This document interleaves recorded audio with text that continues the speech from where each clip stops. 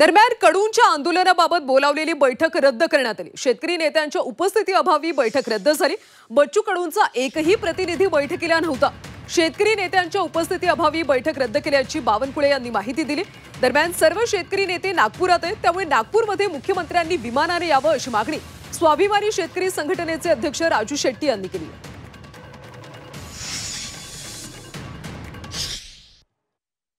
कुणीतरी बैठकीला यायला पाहिजे होतं, कुणीतरी बैठकीमध्ये चर्चा करायला पाहिजे होती। किमान बच्चू कडू, राजू शेट्टी, महादेवराव जानकर किंवा अजित या ठिकाणी जे आहेत त्यांनी यायला पाहिजे होतं। कुणीच आले नाही, त्यामुळे आतापर्यंत वाट बघितली, त्यामुळे आजची बैठक रद्द झाली। बैठकीमध्ये किमान कुणीतरी प्रतिनिधी असला पाहिजे, त्यावर बैठक चालतं, बैठकीत मागता येतं, मागणी करता येतं। बच्चू कडूची मागणी सरकारकडे आहे, सरकार निर्णय घ्यायला त्या ठिकाणी बैठक घेते आहे, ते बैठकीलाच येत नाही, तर मला वाटतं हे काही योग्य नाही। अतिशय घाई गडबडीनं आम्हाला निरोप दिला गेला। मी आधी स्पष्ट केलेलं होतं की आम्ही महाराष्ट्राच्या कानाकोपऱ्यामध्ये कुठेतरी खेड्यापाड्यामध्ये असतो, यांच्या मंत्र्यांच्या सारखं आमच्याकडे काही चार्टर फ्लाईट नाही की निरोप आला की लगेच मुंबईला गेलो। काल दुपारी निरोप आला, त्यावेळी आम्ही नागपूरच्या दिशेनं यायला निघालेलो होतो आणि त्यामुळे मुंबईला जाणं शक्य नव्हतं। हा एक भाग।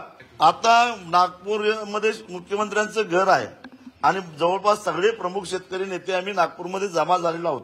आता आम्ही काय नागपूरला गेलो तर आम्हाला लागतील समृद्धी महामार्गाने गेलो तरी सुद्धा काही आम्ही 10 तासापेक्षा जास्त उशीर लागणार, त्यामुळे मुख्यमंत्र्यांनी विमानाने यावं, इथं बैठक इथंच करून टाकावी।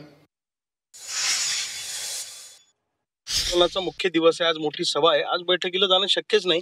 आणि सरकारला जर असं वाटतं की बैठकच घ्यायची आहे किंवा शेतकरी नेत्यांबरोबर चर्चा करायची आहे, तर नागपूरच्या आंदोलनस्थळी सुद्धा सरकारमधले लोक येऊ शकतात आणि चर्चा करू शकतात।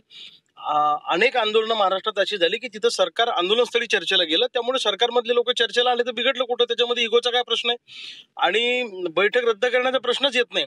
कर्जमुक्तीचा ठोस निर्णय सरकारने घेतला, तर एकाही शेतकरी नेत्याला बैठकीला नाही बोलवलं तर आम्हाला कोणतं दुःख नाही, आम्हाला कोणता अहंकार, अभिमान, असं नाहीये।